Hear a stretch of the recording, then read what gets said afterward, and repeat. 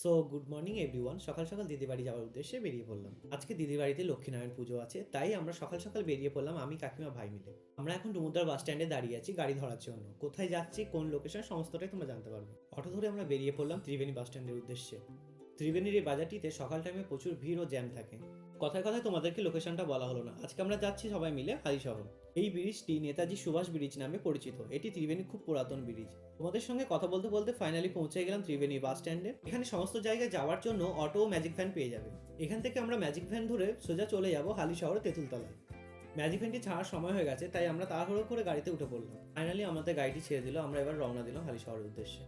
অনেকদিন বাদেই দিদির বাড়ি যাচ্ছি। কোথায় যাচ্ছি, কি কি করছি, কোথায় কোথায় ঘুরছি, সমস্তটাই তোমাদের সঙ্গে শেয়ার করবো। কেউ করছি কাকুটা তাকিয়ে আছে, তাই ভাই বাসে বসে বসে দাঁত বার করছি। এই ব্রিজটি তোমরা কে কে চেনো অবশ্যই কমেন্ট বক্সে কমেন্ট করে জানিও। দেখো তোমরা বাইরের ভিউটা কত সুন্দর লাগছে। তোমাদের সঙ্গে কথা বলতে বলতে কতটা রাস্তা অতিক্রম করে চলে আসলাম। ফাইনালি আমরা আমাদের আজকের লোকেশনে পৌঁছে গেলাম। এটি হলো তেঁতুলতলা মোড়। এখান থেকে 5-6 মিনিট হাঁটা পথেই দিদির বাড়ি। অনেকদিন পর যেহেতু গেলাম, তাই জায়গাটাকে আমার নতুন নতুন লাগছিল। এতটাই রোদ বেরিয়েছে যে তাকানোই যাচ্ছিল না। আর এদিকে ভাই দেখো কি জোরে জোরে হাঁটছে।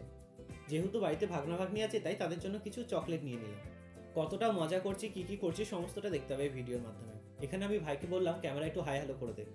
এখানকার পরিবেশটা খুবই সুন্দর। আবার পথে এই যে পুকুরটি দেখছেন, এই পুকুরটিতে কতটা পরিমাণে মাছ আছে আপনাদের বলে বোঝানোর মতো না।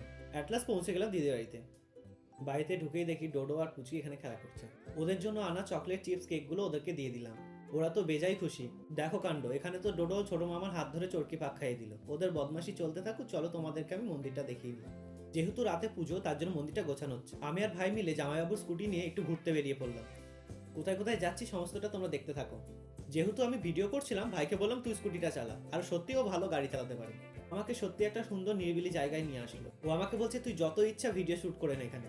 এখানে পুকুরের ধারটিতে আসতে অবাক করা কাণ্ড। আমি কি দেখতে পেলাম জলের মধ্যে, এটা এত বড় পুকুরের মধ্যে দুটো ম্যাঙ্গো অস্কার দেখতে পেলাম। এগুলি সাধারণত অ্যাকুরিয়ামে রাখা হয়, এখানে পুকুরে দেখে তো আমি অবাক হয়ে গেলাম।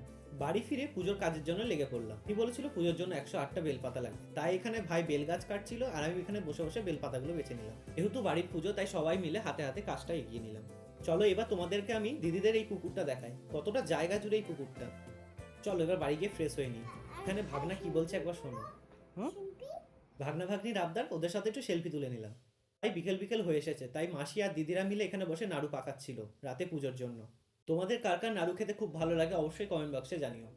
পুজোর জন্য কিছু ফল ও দশকর্মার দোকান থেকে কিছু জিনিস লাগতো, তার জন্য আমি আর ভাই মিলে সঙ্গে সঙ্গে গাড়ি নিয়ে বেরিয়ে পড়লাম। ফাইনালি সামনের ফলের দোকানটিতে চলে আসলাম। পুজোর জন্য কিছু ফল, আমসত্ত্ব ও খেজুর লাগতো, তাই কাকুকে বললাম তাড়াতাড়ি করে মেপে দাও। ফটফট করে পেমেন্ট করে জিনিসগুলো আমি নিয়ে নিলাম। সমস্ত কিছুটা নেওয়ার পর ভাইকে বললাম তুই এটা গাড়িতে ঝুলিয়ে রাখ। এখানে অনেক জায়গায় আমরা দশকর্মার দোকান পাচ্ছিলাম না, তাই সোজা চলে গেলাম বাগমোড়ে একটি দশকর্মার দোকানে। ভাই আমাকে বলছে ওইদিকে তাকিয়ে দেখ, বাইকটা যাচ্ছে কত সুন্দর। আমি তাকালাম, হ্যাঁ সত্যিই তো খুবই সুন্দর বাইকটা। মাসি ফোন করে বললো দশকর্মার দোকান থেকে একটু খড়ি মাটি নিয়ে নিতে, তাই নিয়ে নিলাম। এর আগে তো কোনোদিনও কিনিনি, তাই ভাবছি এইটুকু নিতে হবে তো। ওই যে আমাদের ঐরাবতটা, চলো এবার যাওয়া যাক বাড়ির দিকে। দেখা হচ্ছে বাড়ি গিয়ে। বাড়ি এসে দেখছি মাসি সুন্দর করে সাজিয়ে নিয়েছে মন্দিরটা। দিদির বাড়ি লক্ষ্মীনারায়ণটাকে দেখুন কত সুন্দর লাগছে না। রাতেই পুজো, এখন সন্ধে, তাই ভাইকে বললাম চল আমরা পাশ থেকে কোথাও একটু ঘুরে আসি। ভাই বললো এখানে একটা সুন্দর পার্ক আছে, এর আগে আমি কখনো কোনোদিনও আসিনি, তো আজকে ফার্স্ট টাইম আসলাম, তো আমাকে এখানে নিয়ে আসলো। এটি হলো বিপিন বিহারী গাঙ্গুলি পার্ক। এটি হালিশহরের একটি অন্যতম পার্ক। এখানকার অ্যাম্বিয়েন্সটা আমার খুবই সুন্দর লেগেছে। চলো অনেকটাই রাত হয়ে এসেছে, এবার বাড়ি থেকে যাওয়া যাক। পার্কটি নেক্সট দিন তোমাদের পুরোটা ঘুরে দেখাবো। বাড়ি এসে দেখি ঠাকুরমশাই পুজোয় এসে বসে পড়েছেন। ঠাকুরমশাই লক্ষ্মীনারায়ণটিকে এখন অভিষেক করছিল। পুজো শুরু হতে থাক, ততক্ষণে তোমাদেরকে চলো আমি একটু বাইরের অ্যাম্বিয়েন্সটা দেখে আসি। বাড়ির পুজো, তাই বাড়িতে কত সুন্দর করে লাইট দিয়ে সাজিয়েছে দেখুন। আস্তে আস্তে সমস্ত আত্মীয় স্বজনরা আসতে শুরু করে দিয়েছে। রাতে পুজোর ভোগের জন্য এখানে তাড়াহুড়ো করে রান্নায় লেগে পড়েছে দাদা। বাড়ির পুজো, তাই দাদাই কোমর বেঁধে নেমে পড়েছে রান্নার কাজে। রাতের খাবারে কি কি রান্না হচ্ছে সমস্তটাই তোমাদের সঙ্গে শেয়ার করব। ফাইনালি এখানে পুজোর যজ্ঞ শুরু হয়ে গেল। পুজো প্রায় শেষের পথে, চলো এবার এক এক করে সবাইকে খেতে বসিয়ে দিই। আজকের ভোগের মেনুতে ছিল খিচুড়ি, আলুর দম, পায়েস, চাটনি, পাঁপড়, মিষ্টি। চলো এবার পুজো শেষ, প্রসাদ খেয়ে নিই। এটি হলো দিদিবাড়ি লক্ষ্মীনারায়ণ। লক্ষ্মীনারায়ণটি কেমন লাগলো অবশ্যই তোমরা কমেন্ট বক্সে জানিও।